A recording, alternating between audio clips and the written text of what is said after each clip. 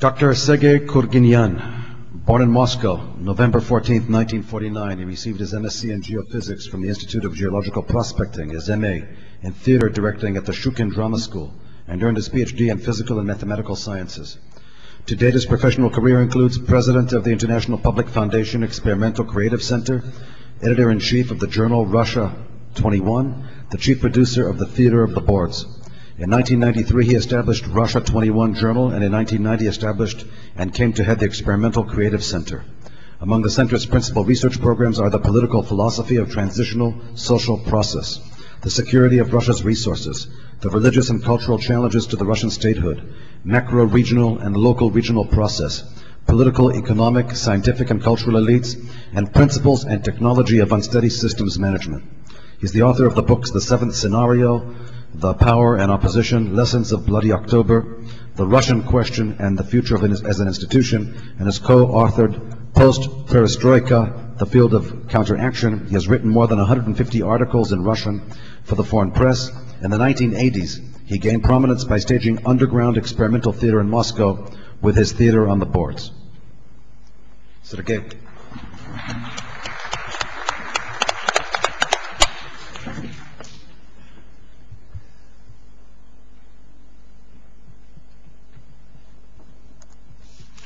Caliphate's challenge, a camera on an actual perspective. I want to live in a world where terror is an absolute political outcast. But so far such a world does not exist. So far terror remains not just an extremely dangerous form of hooliganism. It's used as a tool for solving political and even strategic tasks. This is why I'm going to speak about Caliphate's challenge. My talk will be based on a long quote. I will begin with a short introductory comment. After the quote, I will give a long comment. Here comes the short introductory comment. Unlike many of my Russian colleagues, I don't consider Zbigniew Brzezinski to be the mastermind of a world government. I don't think there is such a government at all. Had it been there, all of us would live in peace, but we do not. So for me, Zbigniew Brzezinski is not an all-powerful villain. He is neither all-powerful nor a villain. He was the national security advisor to the US President Jimmy Carter. What is Brzezinski in the context of the present American politics? He is a spectator of a political play. What was Brzezinski in the context of the Afghan War that started in 1979 when Jimmy Carter was the President of the United States? He was a director of a political play then, not a spectator. On January 15, 1998, this director of a political play under the name War in Afghanistan gives an interview to the reporter of Nouvelle Observateur. Reporter: the former director of CIA, Robert Gates, stated in his memoirs that American intelligence service began to aid the Mujahideen in Afghanistan 6 months before the Soviet intervention. In this period, you were the national security advisor to President Carter. You therefore played a role in this affair. Is that correct? Brzezinski: yes. According to the official version of history, CIA aid to the Mujahideen began during 1980. That is to say, after the Soviet army invaded Afghanistan on December 24, 1979.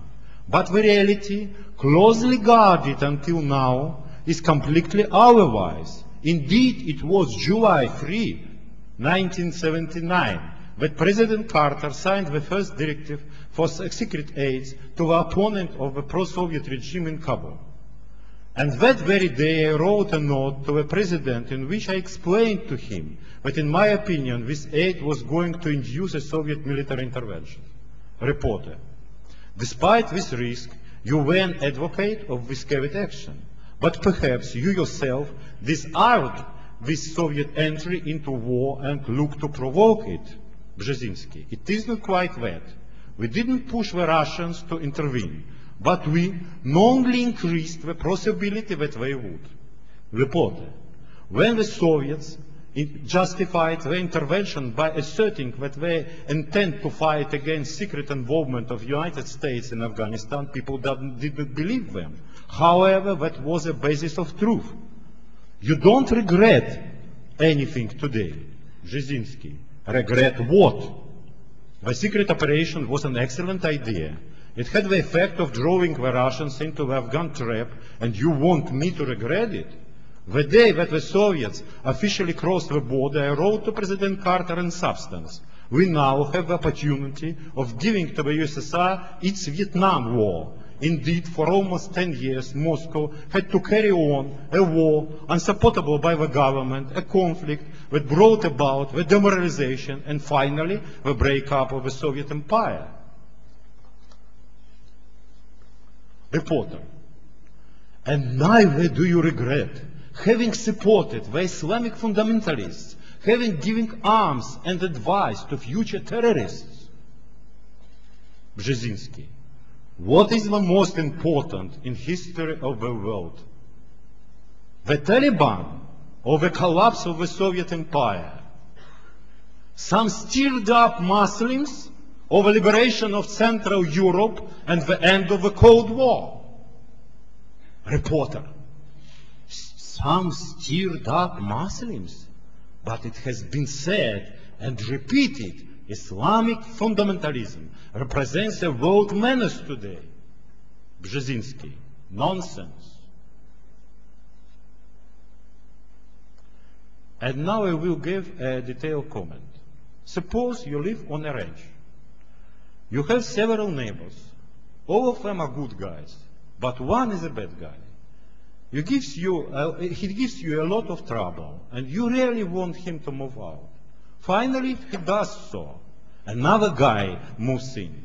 Now you are sorry that the old neighbor is gone, because he was just a bad guy, and the new one is a very bad guy. The USSR opposed the West both ideologically and politically. It was a bad neighbor for the West, which is clear. Now the bad neighbor was moved out. Another neighbor has moved in, and he has turned out to be much worse. But Brzezinski does not think so. It's clear that he didn't like the USSR. Informed people understand that he doesn't like Israel. But according to the quote what I cite, he likes Islamism more than USSR. I pay attention, more than USSR. I will consider the conflict methodologically. You have two objects, X and Y.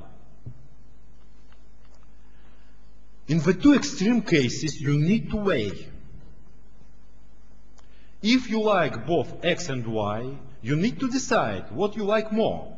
If you don't like either X or Y, you need to decide what you dislike more.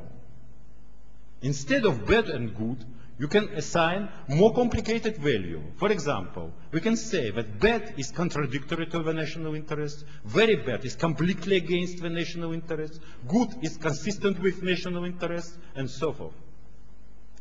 In other words, you may dislike the USSR, but consider it better than radical Islamism. You may have in another way around. You could think that radical Islamism is better than USSR and is more consistent with your ideas of political good. For example, let's consider the war against Nazism. Say the West was choosing who to side with.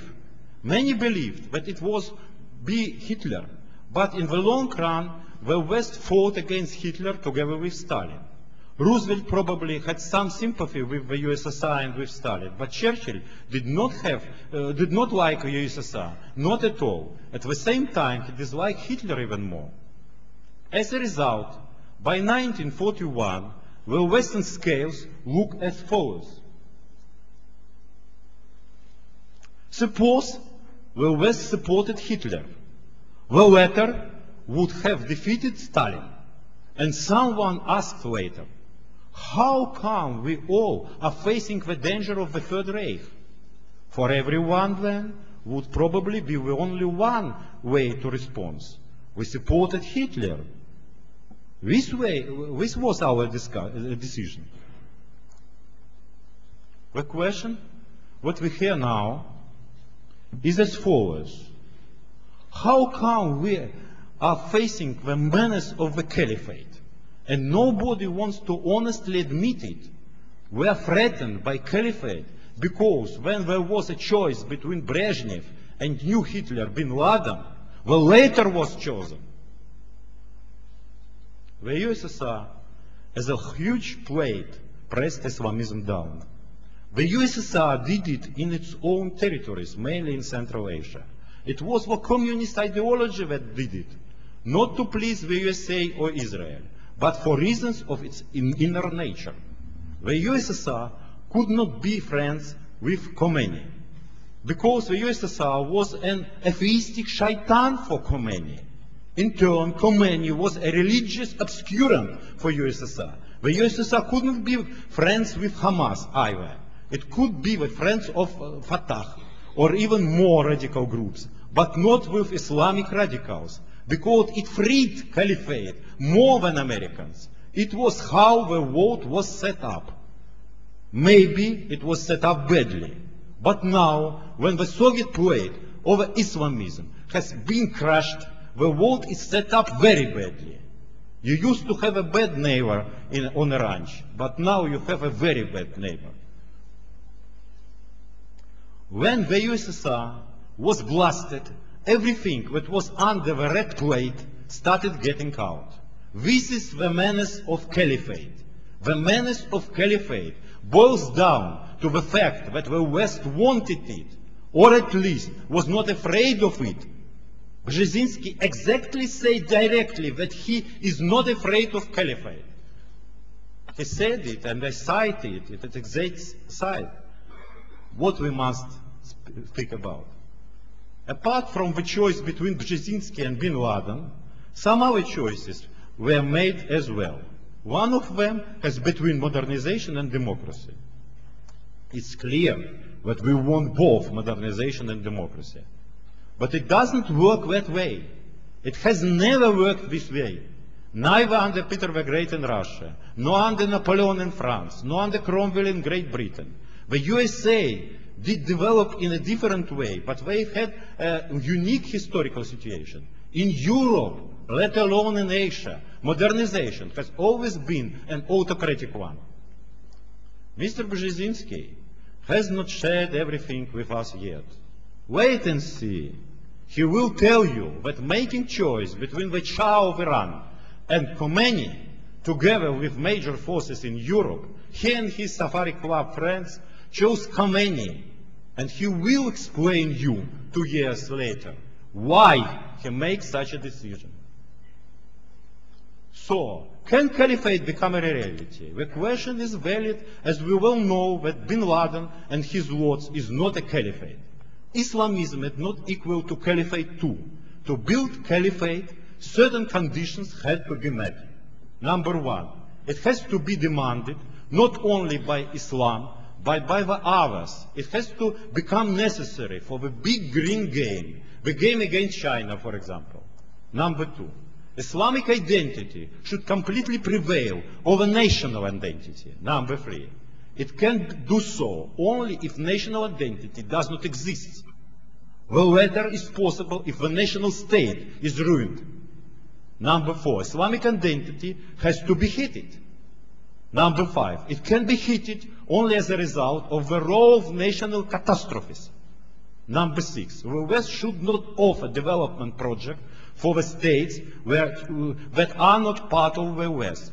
Number seven, the West should be interested that there is no development in non-Western countries. Number eight, formal democracy, even if it is cannibal one, should become the top priority. Development or modernization should be denied a priority. Take a close look at what is going on, and you will find the threats of what I marked is preconditions for the caliphate emergence. In Palestine, there is already democracy with the cannibalistic face of Hamas.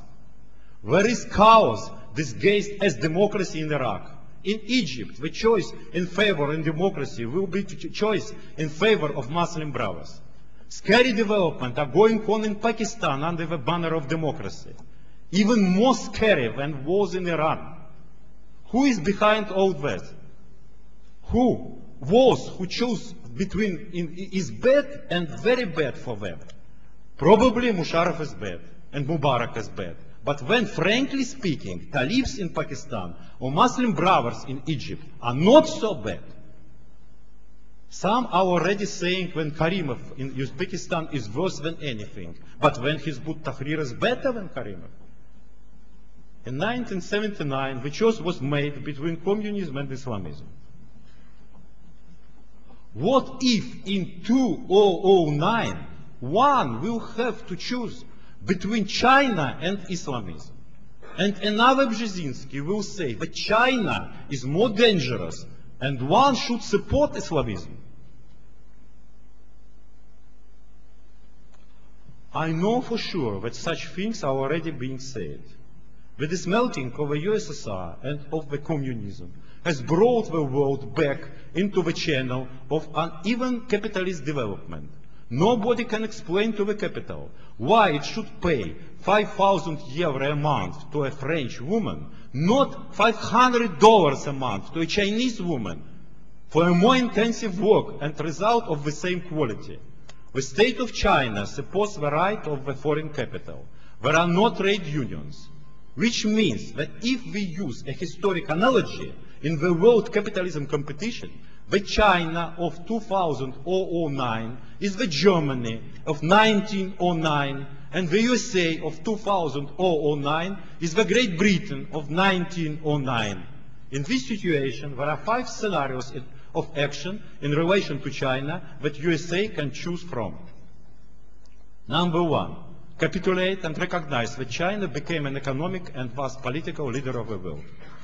Number 2, destroy the World Trade Organization and fight China with the help of tariffs and trade barriers. Number 3, in the process of fighting Islamism, bring oil prices up to $300 and more per barrel, and in this way restrain China's development. In this case, Iran has to be attacked, and not only Iran. China will respond in a serious way. But then, why to quarrel with Russia in Caucasus and the Black Sea? It can be done only if war of caliphatism is cancelled. In our understanding, it is cancelled. Number 4, direct repetition of World War I with use of nuclear weapons. Number 5, and most important, the use of the green weapons, that is Islamism, against China. In the framework of the 5th scenario, the West should stop its war against caliphatism, which has been going on for 8 years. Relationship should be restored. Islamism should get a political contribution. I suppose you can guess what it will be, the contribution. This contribution is incompatible with the national interests of most states, primarily of Israel and Russia. Just like the fall of the 5th scenario, which leads to caliphate that is supported by those who share Brzezinski's outlook and who possess significant resources. If we want our country and our nations preserved, we will pluck up our intellectual courage and admit the probability of the 5th scenario. Then we will find the willpower to block it. Thank you.